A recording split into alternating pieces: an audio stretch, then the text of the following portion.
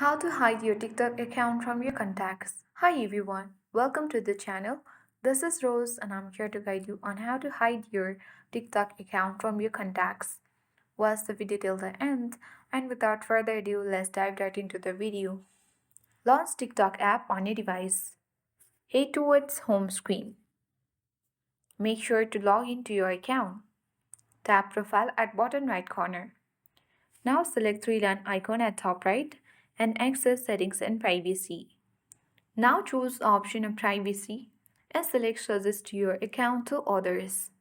Once you have done that, make sure to toggle the button of for contacts, Facebook friends and people who open or send links to you. Once you do that, you will successfully hide your TikTok account from your contacts. So that's it. I hope this guide was helpful. If it was, then do like, share, comment and don't forget to subscribe. Thank you for watching and see you in the next video.